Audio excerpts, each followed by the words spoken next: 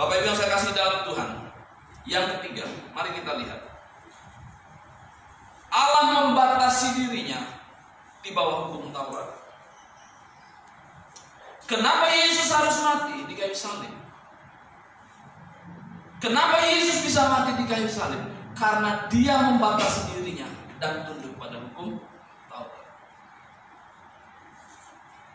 Matius 5 ayat 17 mengatakan bahwa Yesus datang ke dunia ini bukan untuk menghapuskan hukum Taurat, tetapi dia menggenapi hukum Taurat.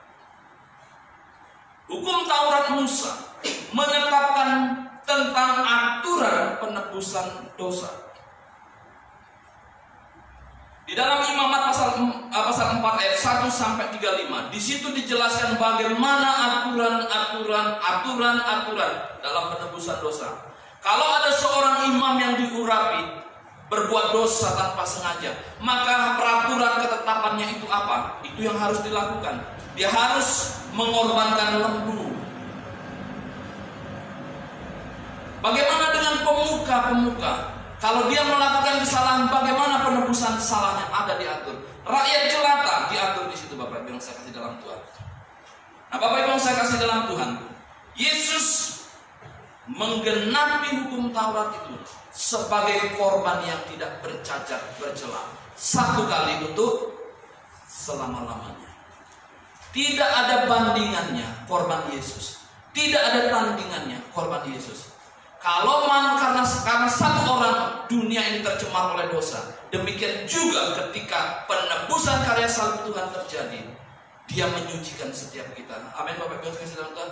Jadi Bapak Ibu tidak perlu lagi harus menjual emas untuk membuat sesuatu, dan mungkin hal-hal yang di rumah dipersembahkan supaya Bapak Ibu menjadi suci. Tidak perlu, Bapak Ibu yang saya sarankan, karena korban Yesus jauh lebih berharga dari sisi dunia. Dan semuanya selesai. Semuanya telah tergenapi. Bapak Ibu yang saya kasih dalam Tuhan, bagi kita yang menerima pengorbanannya, bagi kita yang mempercayai korban yang sempurna dari Kristus Yesus dan menerima dia secara pribadi sebagai juru selamat, kita akan dimampukan oleh Tuhan melalui berdiamnya kembali Roh Allah di dalam diri kita. Yeskiel 11 ayat 19 sampai dengan 20. Berdiam dirinya Roh Allah di dalam diri kita membuktikan bahwa saudara dan saya adalah warga kerajaan surga. Berdiam dirinya Roh Allah di dalam diri kita justru memampukan kita untuk mendemonstrasikan gaya kehidupan surga. Berdiam dirinya Roh Allah di dalam kita membuat kita memiliki akses langsung kepada Dia, sumber kehidupan itu, Bapak Ibu yang saya kasih dalam Tuhan. Berdiamnya Roh Allah di dalam diri kita supaya kita menjadi umatnya dan Dia menjadi Allah. Supaya kita menjadi umatnya dan Dia menjadi Allah kita. Itu ada di Yeskiel 11 ayat 19-20. Yang keempat, yang terakhir, Bapak Ibu yang saya kasih dalam Tuhan, Allah membatasi dirinya dengan kematian. Berbicara tentang Allah, Alkitab jelas menuliskan kepada kita bahwa Allah adalah sumber kehidupan. Allah sebagai sumber kehidupan ini, dia harus memperhadapkan dirinya kepada kematian. Dengan menanggalkan kemuliaannya, dengan menanggalkan dimensi kekekalannya, dia masuk ke dalam ruang dan waktu. Dia bersama-sama dengan umat Tuhan. Dia membatasi dirinya, Bapak Ibu yang saya kasih dalam Tuhan. Tetapi sayangnya, kematian Yesus di kayu salib itu disalahartikan oleh sekelompok orang tertentu. Dia berkata bahwa Allah sudah mati di kayu salib, jadi kita bebas kalau mau berbuat apa saja di dunia ini. Mau buat dosa bebas. Kenapa? Allah sudah mati. Bapak Ibu yang saya kasih dalam Tuhan, kita yang harus menjelaskan kepada mereka.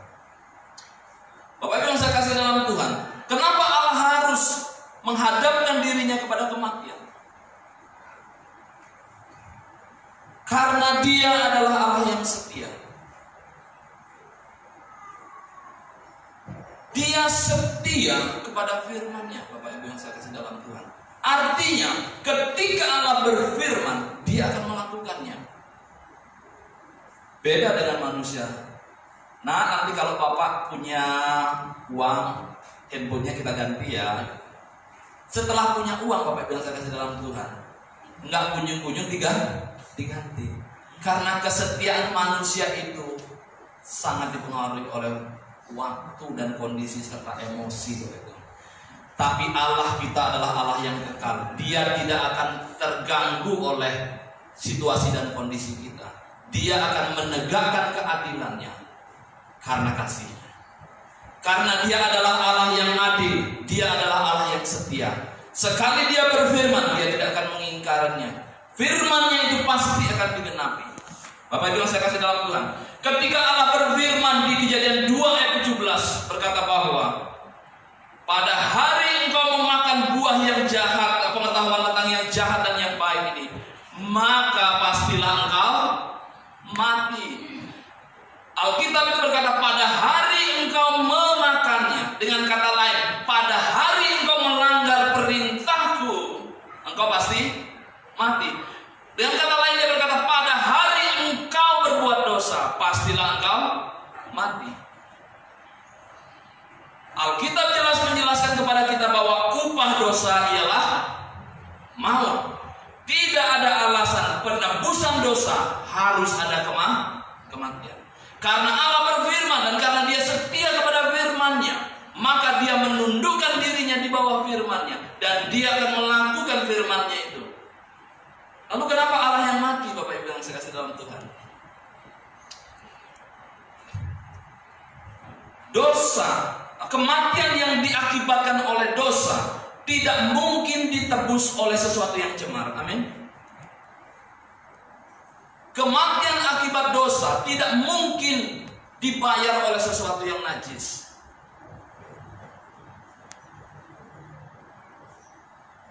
Itu menunjukkan bahwa korban penebusan dosa itu harus suci dan kudus. Roma 2 ayat 23 jelas mengatakan bahwa semua manusia telah berbuat dosa dan kehilangan kemuliaan Allah. Semua manusia telah berbuat dosa dan kehilangan kemuliaan Allah. Artinya bahwa tidak ada manusia yang suci di atas muka bumi sebelum kedatangan Kristus. Jadi tidak ada satupun yang layak mengorbankan dirinya untuk menebus dosanya.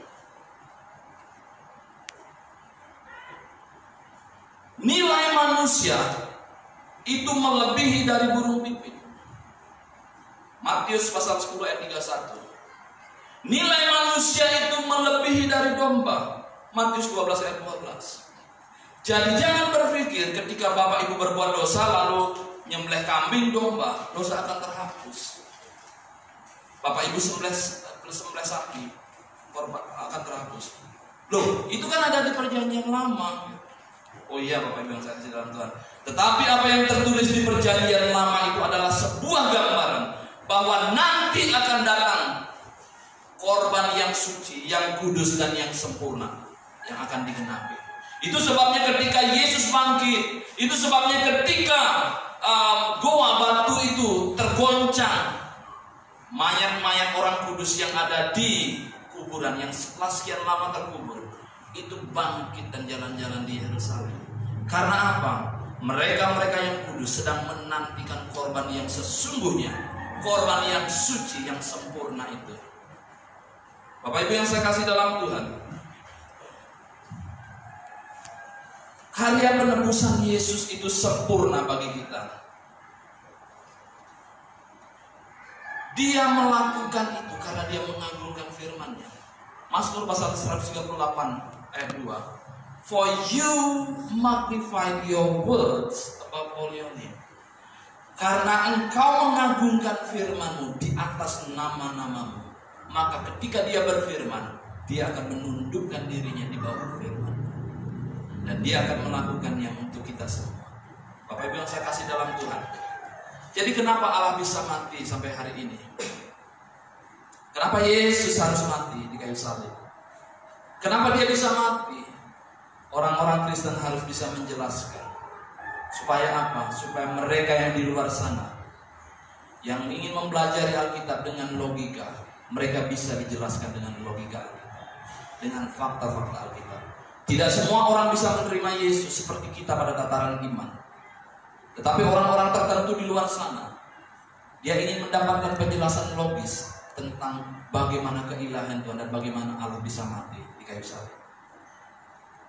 Ceritakan kebenaran Tuhan, Bapak Ibu yang saya kasih dalam Tuhan. Seperti topik, seperti tema 3 bulan ini, biarkan umatku menceritakan kebenaran. Kalau Bapak Ibu tidak berangkat di dalam kebenaran, bagaimana bisa menjelaskan kebenaran itu sendiri? Orang Bapak Ibu sendiri tidak paham. Maka dari itu Bapak Ibu yang saya kasih dalam Tuhan, renungkan firman Tuhan itu siang dan malam. Supaya apa? Supaya Bapak Ibu memahami dimensi Allah yang membatasi dirinya datang ke dunia dan mati di kayu salib. Kiranya Tuhan memberkati kita semua. Kita berdoa. Bapa di surga, terima kasih Tuhan untuk firman-Mu yang begitu singkat bagi kami Tuhan. Tetapi biarlah Roh-Mu yang tidak terbatas itu akan menjelaskan di dalam diri kami Tuhan, sehingga kami boleh memahami firman-Mu, sehingga kami boleh memahami apa rancangan-Mu Tuhan, siapa diri-Mu yang sesungguhnya. Terima kasih Tuhan. Mari Roh Kudus terus bekerja di dalam kami, untuk kami semakin hari semakin disempurnakan, bertumbuh dalam keserupaan dengan Engkau Tuhan. Terima kasih Tuhan, ini doa kami. Dalam nama Tuhan Yesus kami berdoa. Haleluya.